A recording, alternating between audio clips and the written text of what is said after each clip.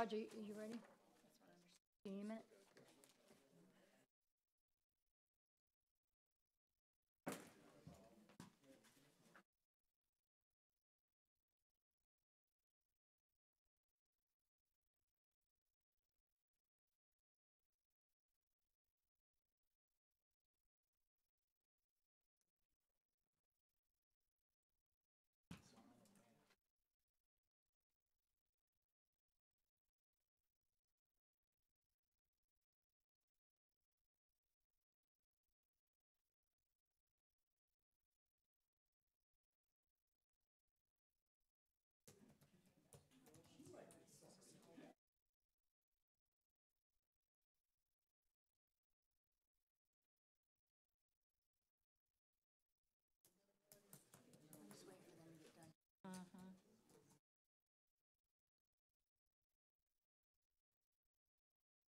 We're gonna need them. John.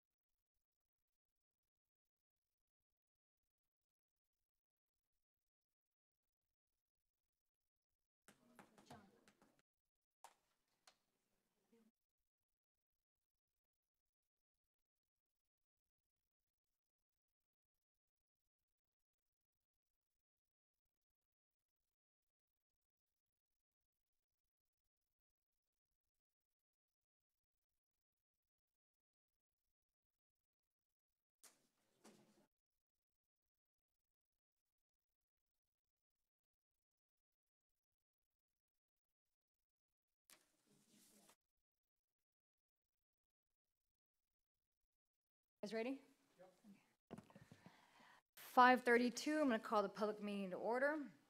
We have 3 public hearings, and there will be public comment on each one. The first one is the second public hearing, a resolution 1832, establish and levy ad valorem taxes for fiscal year 2018-2019. John, has there been sufficient publication?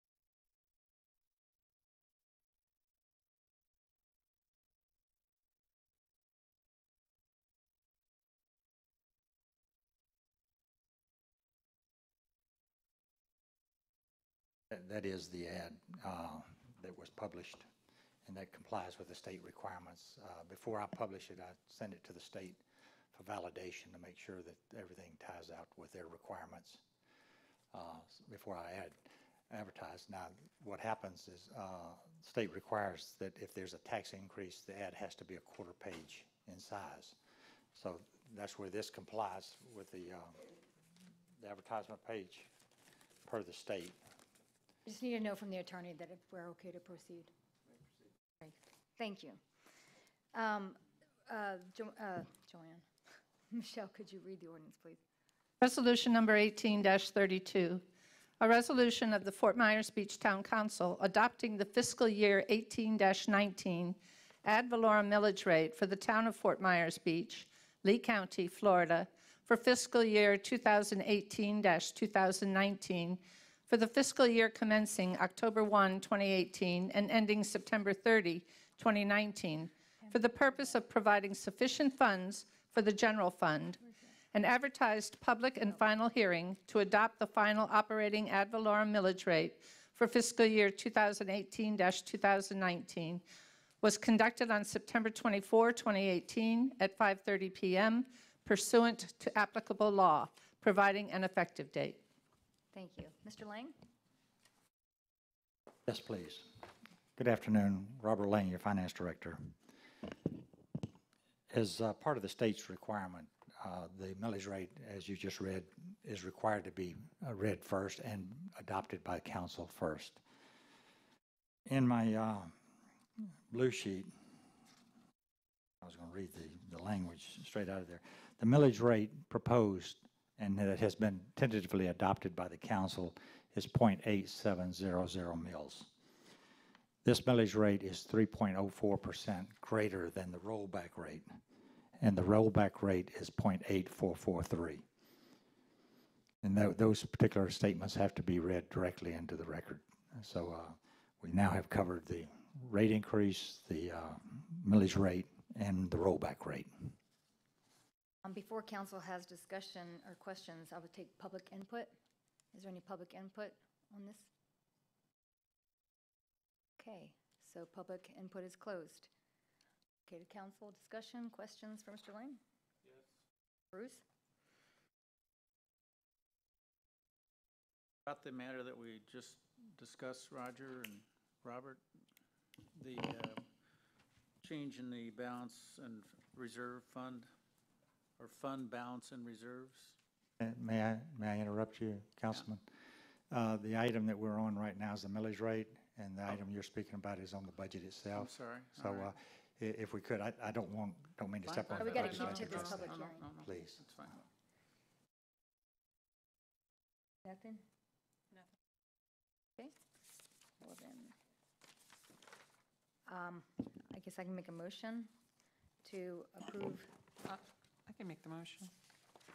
Motion to approve resolution number 18-32, a resolution of the Fort Myers Beach Town Council adopting the fiscal year 18-19 ad valorem millage rate for the town of Fort Myers Beach, Lee County.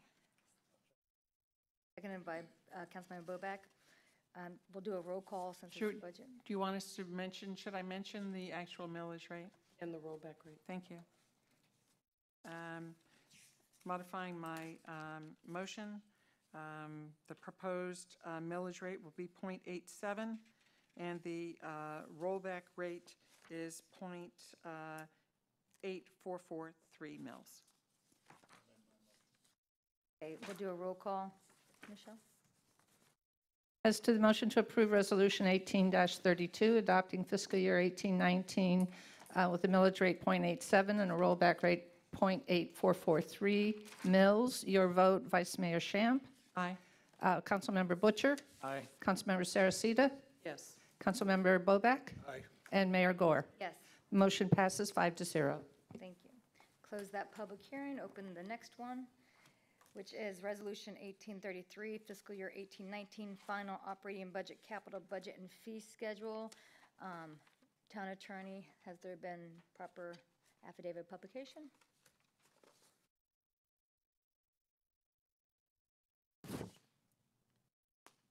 May proceed. Thank you very much. Michelle, could you read the ordinance, please? Resolution of the Town Council, it's a resolution of the Town Council of Fort Myers Beach, Florida, resolution number 18-33, a resolution adopting the annual budget for the town of Fort Myers Beach, Lee County, Florida, for fiscal year 2018-2019, providing an effective date. Mr. Lane? The budget that was advertised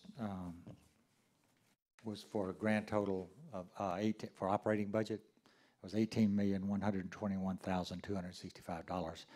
That's the amount that was provided to you all on the first hearing, and that's what was advertised in the newspaper to concur with the documentation that you had on the night of the 10th. Since that date, based off of information I received from the council on the lobbyist, we did not have funding for the lobbyist at the time. It's $45,000. So I took your direction to locate some funds to finance that particular cost. So I did. During the workshops, you all had identified that whatever dollars were left over between the add-on list and what you all had approved, go ahead and put it into the CIP budget. So I set it up over there as a contingency because I did not have a specific capital expenditure to utilize the funds for. So those monies were sitting there available to be utilized. So between the last hearing and this one, I made a decision to take the $15,000 transfer to the capital fund and keep it in the general fund and use that as part of the funding for the lobbyist. His budget estimate was $45,000. That left $30,000 to come up with. And I went through and looked at what accounts or what departments might be able to allow us to use those, provide funding. So I took $30,000 from the legal services because we had moved it from $200,000 to $400,000. And based on my assessment, mine only, I looked at it and said, well, that leaves $370,000 to cover legal expenses. And the council had already provided to us in the workshop the reserve of another $150,000 for any kind of litigation. So I felt between the $150,000 in litigation funds and the $370,000, there was ample funds to cover any type of litigation cost. And I felt at the time that the lobbyists seemed to be a higher priority, and I elected to transfer the 30 from the legal department into the council's budget, as well as the 15,000 that was originally set up to transfer to the CIP budget. I kept that in the general fund and used that instead to help fund the lobbyist. Any legal issue to that? None whatsoever. The budget still remains the same as far as your general fund. Overall budget reduced by $15,000 because when I transferred the $15,000 from the general fund over to the capital fund, that increased the capital fund's budget by $15,000. But since we don't need to transfer the funds, it reduced the capital fund by that $15,000. So the new budget is $18,106,265. Before we take council discussion, is there any public input? While Mr. Moyer is walking up, just also the reason when Bob mentioned that solution to address the funding for the lobbyists, as you all know from this morning, that the council has made its decision for short and long term with respect to the town attorney. And therefore, we had put that money in the budget, anticipating perhaps that the attorney's fees would go up, but now we're keeping the same town attorney for potentially in perpetuity, but at worst case for at least one more quarter. So therefore, we had that extra money to be able to be moved. Where?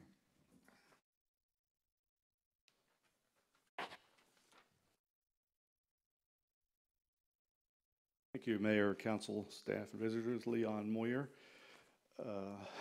Let me start out by saying that isn't it marvelous to have a budget, millions of dollars of revenue and millions of dollars of expenditures, and it comes out exactly to the dollar. Do you ever wonder how that happens? It boggled my mind for years, but I realized what they do is they take their revenues and carry over funds. That's what they can spend. Then they take the expenditures that they know are definitely going to be available for the year, plus the reserves they've got to keep. And then they subtract that, and they come up with the amount they can spend. Then they put it in different funds. And that's what your finance director was just telling you he did. He took some from one fund and put it into another fund. And that's how budgets are created. But it's often questionable as to which fund should get the money and how it should be spent. So if you'd like to look on your packet there, page 59 is the capital improvement project budget, which is required by law to be a 5-year forecast. The process is controlled by both state statute and your comp plan. Comp plan policy 11A2 says, CIP process, the capital improvements program shall be prepared, adopted, and amended according to the following process. The proposed CIP shall be developed by the town manager based on a review of existing facilities, level of service standards, current and projected deficiencies, and the capital needs as identified in this comprehensive plan. The proposed CIP shall be reviewed by the local planning agency, LPA, which they did. After reviewing the report of the LPA, the town council shall modify the CIP as needed and adopt it by resolution in conjunction with the annual budget. Now, if you look further down here in your comp plan later on, you'll see that there are pages that show exactly what a capital improvements program should look like, and it's not like what you have in your packet. He did not use a level of services process. He did not assess current and projected deficiencies. The capital needs are supposed to be as identified in the comp plan. There's no reference to the comp plan here on issues such as your landscaping you mentioned earlier today in the early morning program. Who's going to pay for the landscaping? That is actually a capital improvements program for Estero Boulevard. These are the things that should be itemized and put in for the next 5 years. That's how you do a lawful capital improvements program. This one is not lawful. You do whatever you want. Thank you. Is there any other public comment for this? Public comment is closed. Mr. Lang, can you answer the question from the public? I think I will. Thank you. I've been associated with capital improvement programs for 25 years and prepared capital improvement budgets in the range of $2.9 billion. What Mr. Moyer is referring to is cases where you do not have adequate capital money to address the identified needs, and therefore you have deficiencies in level of service, and you're programming both funded and unfunded monies for the purposes of trying to explain the difference between your funded and unfunded capital needs. In our case, we went through all the town's assets and assessed their service life and their cost of replacement, and based an annual allocation to fund the needed maintenance and replacement of capital items owned by the town, not anything new, because we don't know what the future comes to hold, but of all of our existing assets, and set aside money each year so that when that asset comes due for replacement, we have an adequate amount of money. To the extent that, to use his example of the Estero Boulevard landscaping, when we have a landscaping plan that's approved by this council that has a dollar amount associated with it, and to the extent that it may exceed the amount of money that Lee County is going to make available for landscaping, we will then make a determination whether or not we have adequate money in our existing capital plan for that landscaping program. If we don't, we will list it in the 5-year capital program as an unfunded need. But to the extent that we do not have those numbers in terms of a plan known, what we want to put there, what the cost is, what the county is going to pay for it, since none of those decisions have been made, it's, in my opinion, not appropriate to show something in a capital plan until at least we have an agreed upon plan with the dollar amount. And we're not at that place in the process yet. In terms of, as far as I know, the county is not, the town is not initiating any capital projects that are unfunded at this particular point in time. Even things like Bayside Park we have funding for. We have funding for the potential land swap with one of the hotels in the downtown area so they can get their piece of our right-of-way. So we have money. We have money for those things right now until such time as the scope gets identified and exceeds the amount of money that we have programmed. When that happens, we will show any shortfalls we have as unfunded amounts and the deficiency in level of service as indicated by Mr. Moyer. Questions from council for Mr. Lang or Roger? I do have, if I may answer, 2 items. Roger did a great job with his response. But to add on to Mr. Moyer's comment, there is a partial understanding of government budgeting, and I don't think he quite grasped it totally. We're required by state law to provide you a balanced budget where all the revenues that we're going to receive next year will meet the total expenses. And that way you'll see if there's any monies in excess that are not being used. So the budget is balanced. That's why you'll always come to a zero between revenues and expenses. That's number one. Number two, the capital budget, there is the budget for the 1 year that Roger talked about, but there is in your report that was given to you, original budget shows the 5-year budget that we're required to provide by state law. So you do have a 5-year budget. with estimates in there showing you what it is. Now, I didn't give you a detail on that because we provided that to you last year, but there is backup documentation for the next 4 years in the capital budget for the 5-year estimate. Bruce? So, can you explain the discrepancy or the change in the, Bob is going to walk through the change in the line, funds and balance and reserves? the reserve, on the reserves. He's going to give you the final correct number on the reserves. The new and the old that we just got? Okay. Yes, the reserves are part of what the state requires me to put down at the bottom of the report so you all can see how much money you have available to be utilized.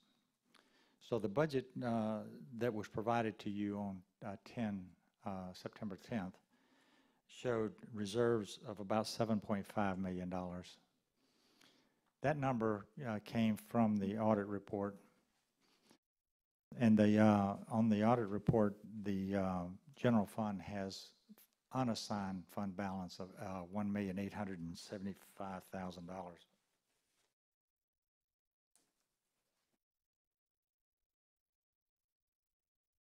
So I used the $1,875,717 in the budget that was printed for the newspaper purposes because those funds have not been assigned for any particular purpose. So that's what was in there, and the rest of the funds were defined by the audit report itself of what was available in those funds. And in the your enterprise funds and your capital funds, those funds are already designated as reserves, so I just put those as they were.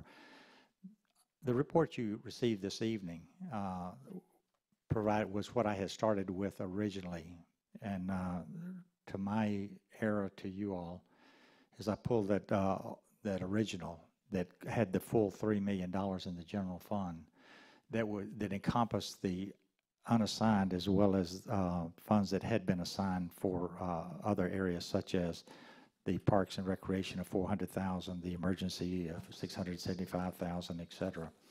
So what I should have provided to you is the first one of the $7.5 million because those are more relevant to your available resources that you can utilize in your budgeting considerations.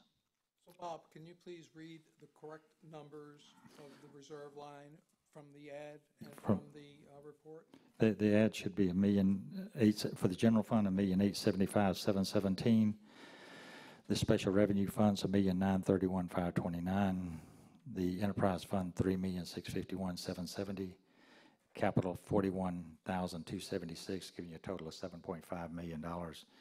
And on the audit report, like I said, I picked up the $1,875,000 as unassigned balance at that time.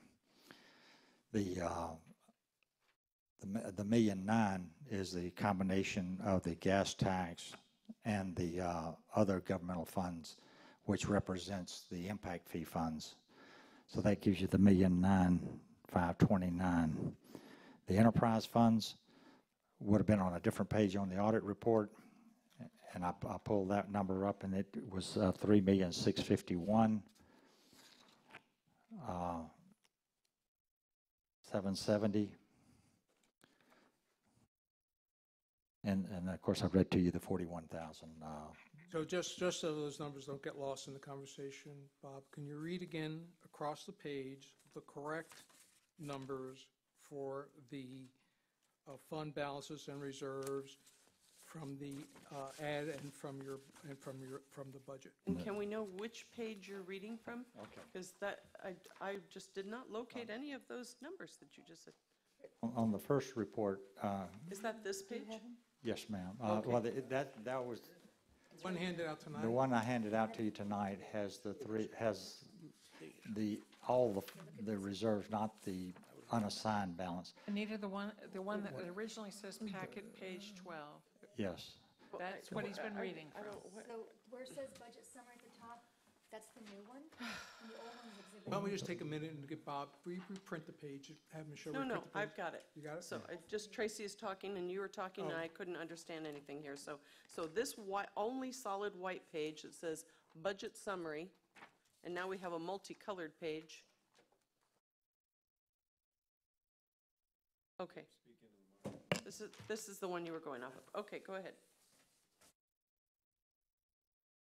And what I was trying to express is the one that I had given to you tonight on the reserves had my original reserve numbers, not the ones that were put in the ad. The ones that put in the ad was the ones that you all had on the first night of September 10th. So, Which is accurate. yes, ma'am. That's the one I go with. That's That's this the one I stand by. So, and what I was trying to show you on the ad that you have in front of you was the change, the $15,000 change. That was the intent of that one. And unfortunately, I picked up an earlier reserve number, and I apologize to causing the confusion to you. But the real reserve is the one that was advertised in the newspaper. That was the one that was provided earlier, and those numbers come right out of the audit report. Go ahead, Bruce, I can see it. So that audit report is as of the 17th, 2017, right? Yes, sir, that's correct. So this does not reflect the reserves at the 2018 date, September 30th. That's correct. Does the 12 million reflect that? Or is the 12 million just a bad number? The 12 million was a number that I had worked up previously on the gross reserves without netting for the unassigned.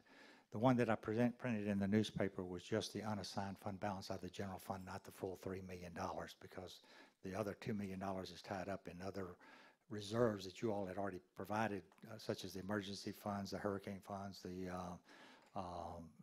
parks and recreation funds. Since those were already earmarked, my decision to print it out in the newspaper was the unassigned fund balance, which had not been designated at the time I did this. Now, you all have adopted, when you adopt the budget, you're also telling me that in that list of reserves on the add-on, then I'll start pulling those funds out and setting those up specifically as identified in that reserve list. Does that help at all? But Council Butcher, your point is correct from the following standpoint. Once the audit is done, once the audit is completed, all of these numbers are, the reserves are subject to adjustment. For example, just to give you an example, you and I talked about the FEMA money and the money that we're utilizing to clean up due to the red tide. We're anticipating that we have funding commitments for those things from the county/state and from the federal government.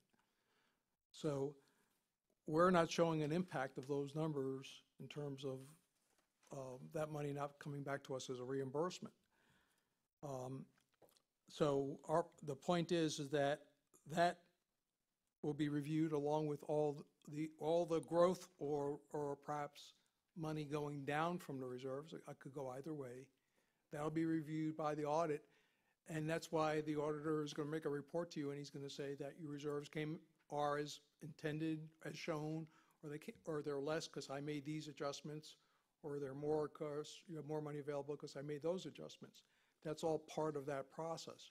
Since we don't really know what the auditor's opinion is going to be until he completes his audit, usually after the first quarter, or she does after the first quarter of the fiscal year.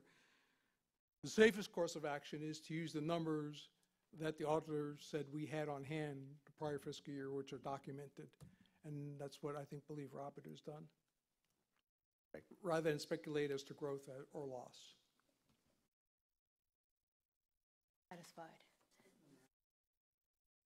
I guess I'm not happy. I may be satisfied with the answer, but I guess I'm not happy with the answer.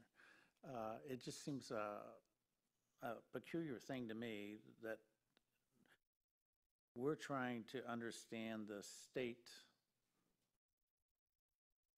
of the union, so to speak, the state of the budget, the state of our financial position, and we're 1 week away from the end of the year.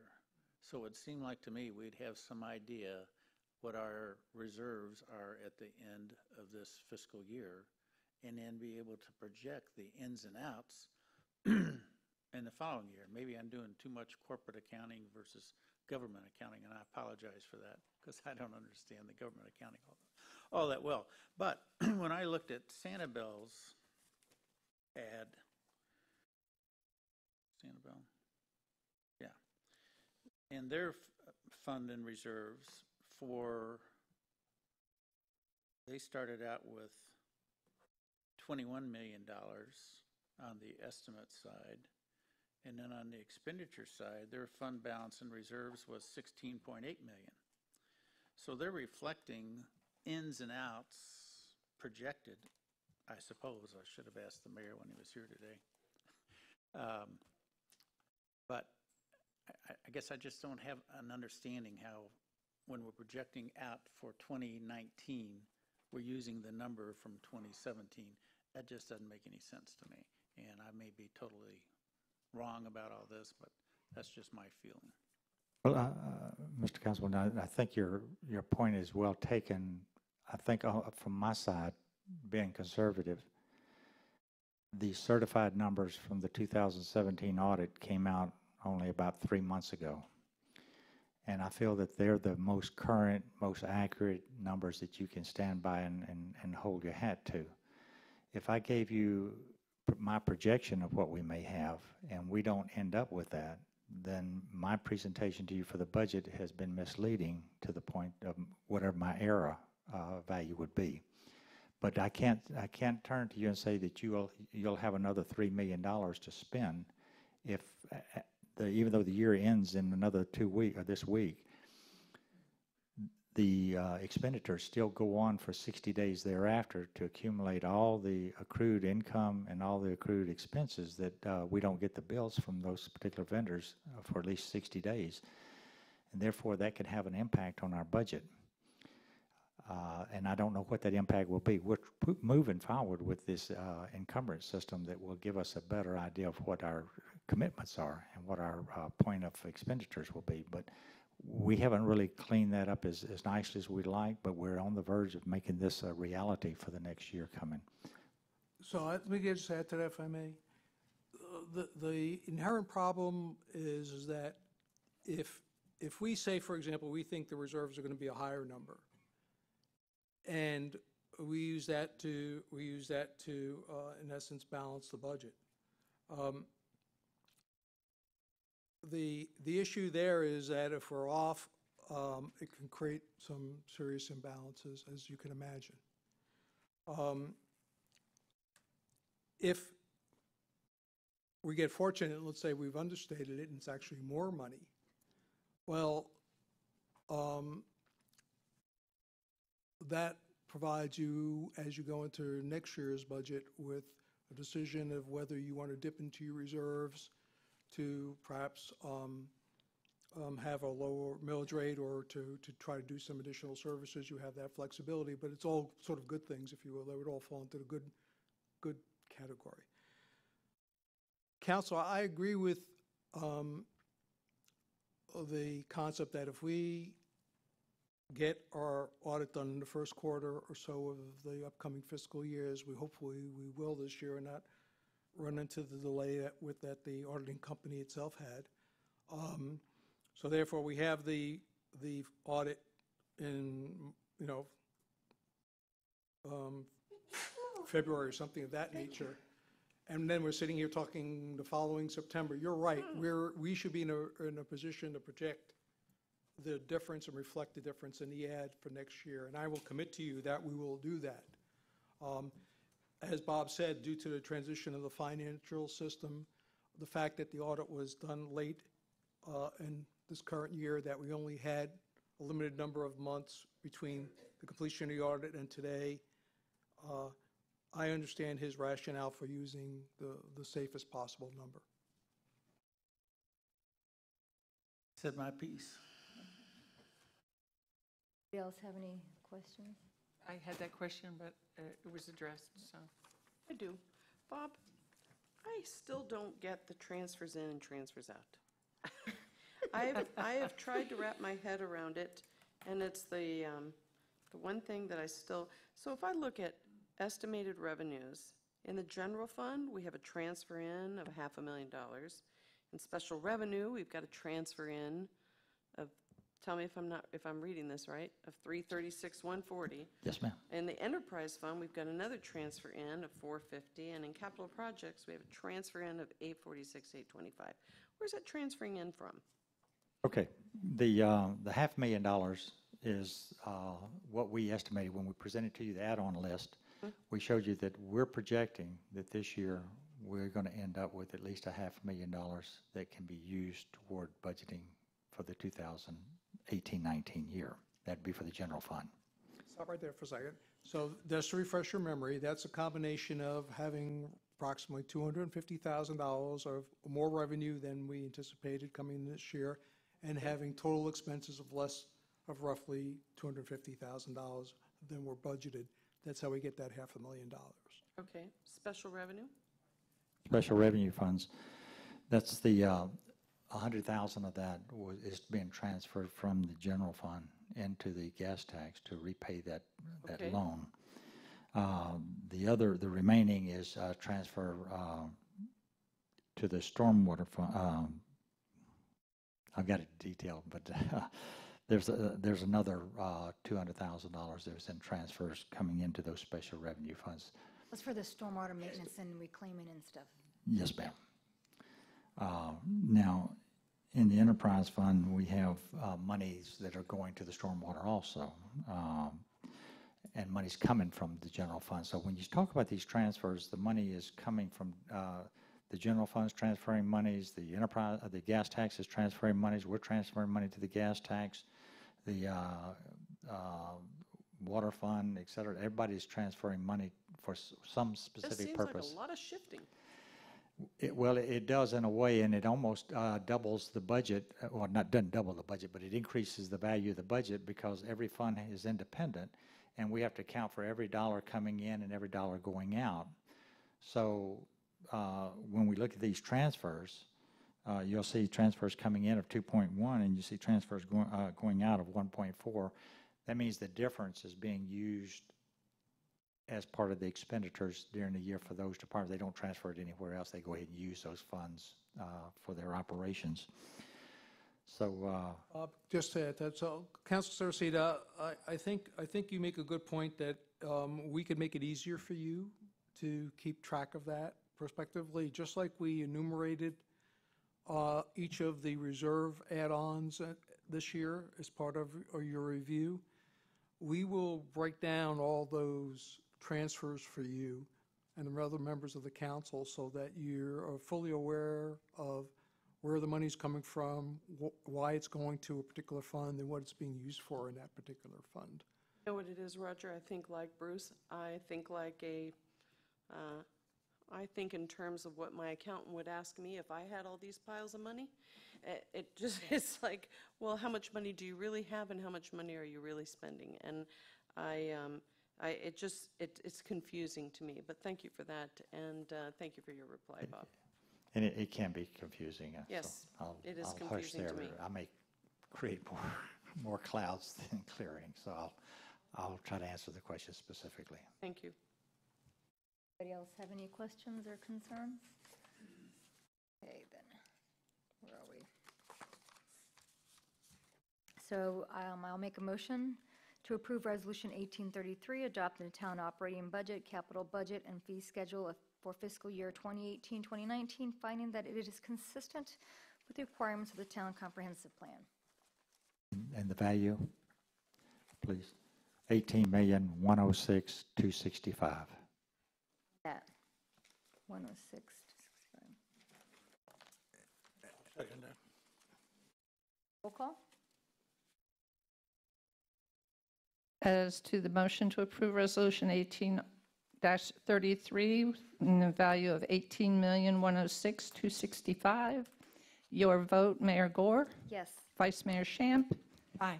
Councilmember Butcher, Aye. Councilmember Saracita, Yes? Councilmember Boback. Motion passes 5-0. Okay, we'll go to our third public hearing. The second and final legislative hearing, ordinance 1814, amending personnel policy. Has this been adequately advertised, Mr. Town Attorney? Thank you. Michelle, would you like to read the Ordinance 18-14, an ordinance amending ordinance 13-03, the Town of Fort Myers Beach Personnel Manual, which includes provisions relating to employment policies and procedures, employee benefits, and employee conduct and responsibilities. Ordinance 18-14 adjusts the hours of work, provides for the exchange of annual leave for pay, providing for severability, codification, Scrivener's errors, conflicts of law, and an effective date. Roger, would you like to say anything before I take public input? Madam Mayor and members of the council, these were the two changes in the personnel manual address opportunities for us to reduce the cost to the general fund by reducing the potential for overtime. And that's why we're recommending them. Secondarily, what the item before you does is also set up all future changes to be done by resolution versus as an ordinance. It probably should have been a resolution to begin with, but I think it's appropriate to do it. It's policy, it's not a law. So that's what the item before you does. These were initiated to, because we have some employees who are hitting their total leave time and they're in a use it or lose it situation, which then creates workload backlogs or the need for overtime to replace them when they're using their leave. So if they're just about at their maximum, they can elect to take a dollar payout, which we have budgeted. And the other one deals with starting our work week on Monday versus Sunday. Everybody okay if I take public input first? Public input? No public input, and public input is closed. Any questions for Roger? No? I'll make a motion to approve ordinance 1814, amending the personnel policy. Second. So could you do a roll call, please? As to the motion to approve ordinance 18-14, your vote, Councilmember Saracita? Yes. Councilmember Boback? Yes. Mayor Gore? Yes. Vice Mayor Shamp? Aye. Councilmember Butcher? Yes. Motion passes 5-0. So I close that public hearing. The least. Well, I got a public comment. Public comment. Is there any public comment? No public comment. Public comment is closed. I'll make a motion to adjourn. Second. All in favor? Aye. Whew. Gary, write that down.